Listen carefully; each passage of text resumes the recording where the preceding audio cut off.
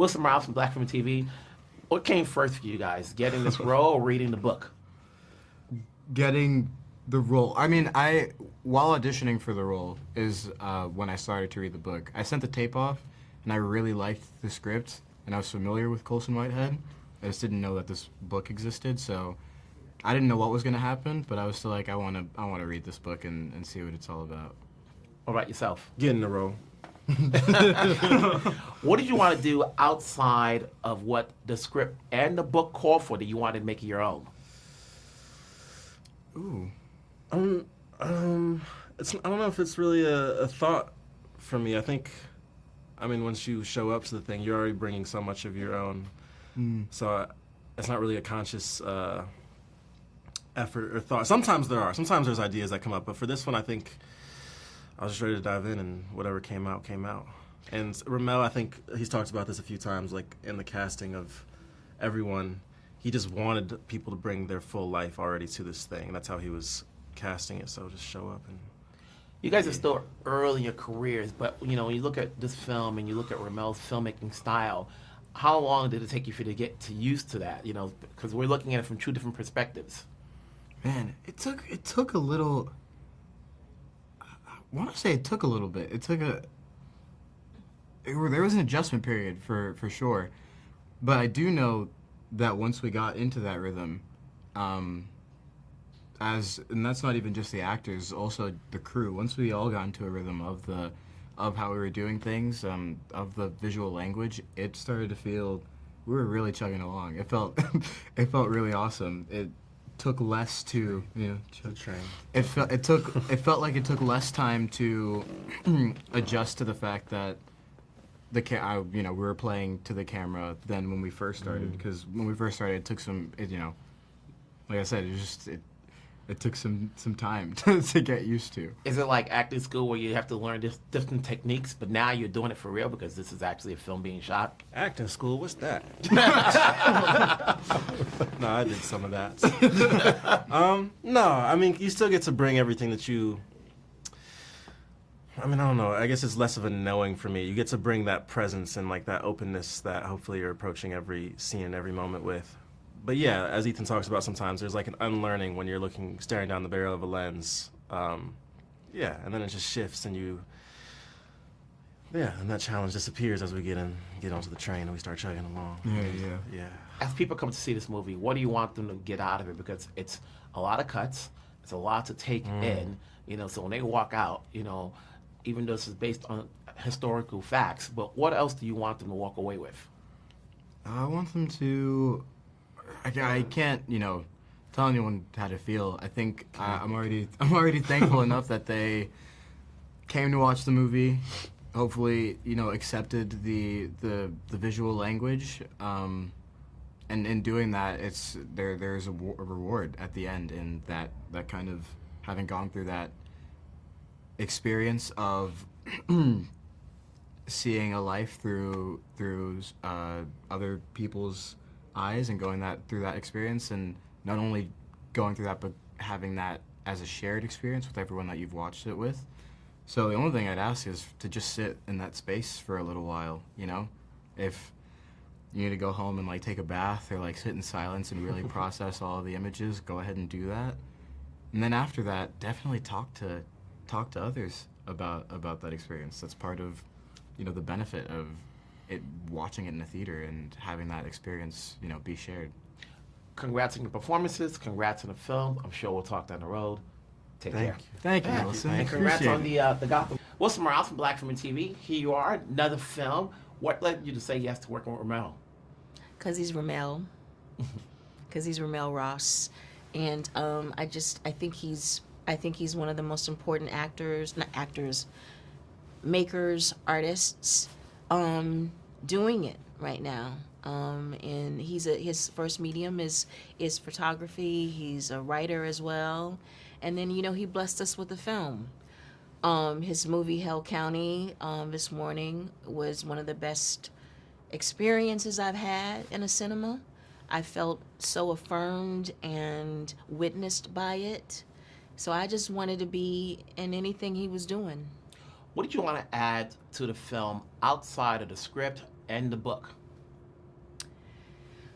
I mean, I wouldn't presume to add it, to add anything. Wanted to be, wanted to be a steward of what RaMell was trying to accomplish.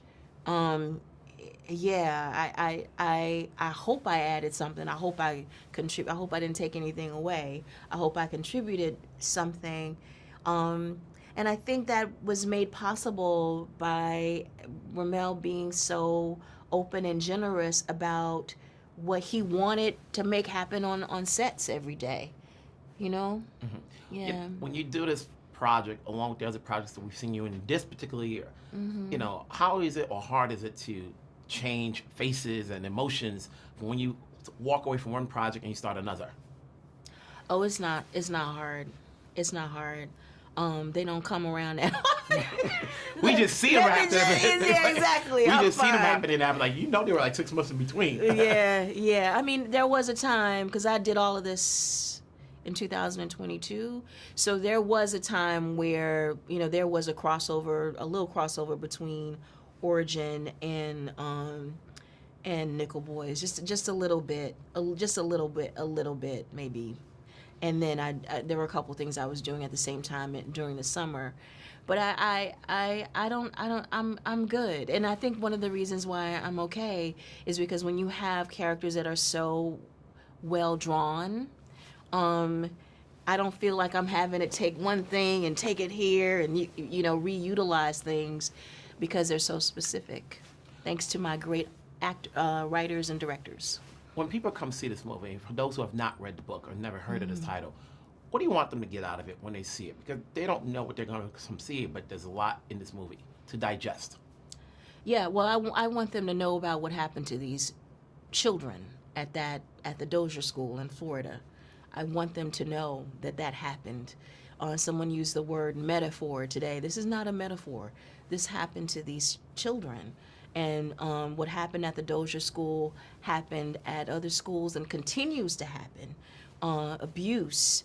And more than it continuing to happen, it has the justice that these boys deserved has not happened yet.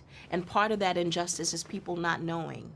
So I hope that this film is a corrective in that sense. Congrats on another great performance. We'll talk down the road.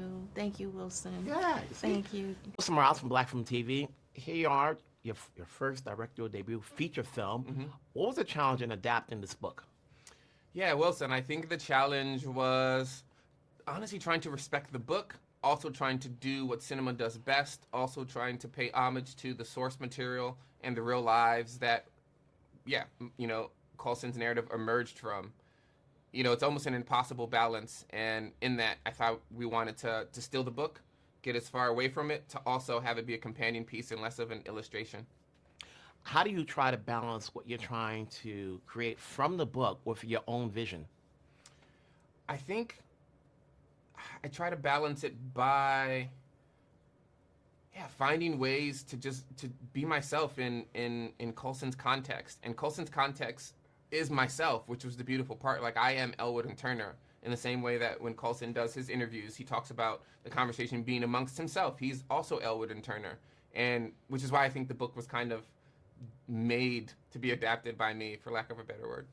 What did you learn in the process? You've done a documentary, now you've got a feature. What did you learn technique-wise moving forward to whatever you may do next? I think I've always been unsure of my relationship to making fiction films before this one. I love Robert Bresson, who thinks of the actors as models and just wants them to sort of be there and to go through the motions of the film. Working with the actors that are in this, Aunjanue Ellis-Taylor, Hamish, Brennan, Wilson, and Ethan Herisse, and Fred Hechinger, man, David Diggs, like all these brilliant people, the way that they brought the film and everything that everyone had brought to that moment, the crafts folks, to another level and to life, is something I think is vital for cinema. Besides the actors, the environment and the settings and the production design around the film is also a character. How do you place that in the film, while still keeping focus? I think you have to have department heads that you trust, and you have to have department heads who have the same sort of conceptual beliefs that you do. Nora Mendez is a brilliant production designer who thinks about history very similar to I do, in which we're not interested in reproducing the history that's been told to us by many others and the larger institutions and the larger culture at large, but trying to connect to the real life stories of people that look like ourselves as they had lived experiences then. How do we make that connection? And that means sometimes not producing what we literally think to be history. What do you want audiences to get out of this when they come to see it because of the talent, because of you, because they may have read the book? What do you want them to get out of it?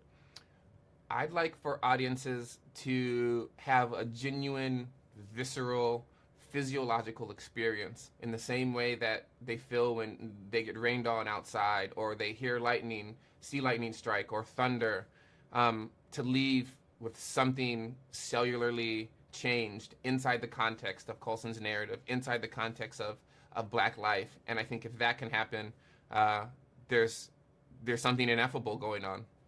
Congrats on this film. Let's see what you do next. We'll be here supporting. Thank you. Yeah. Good seeing you.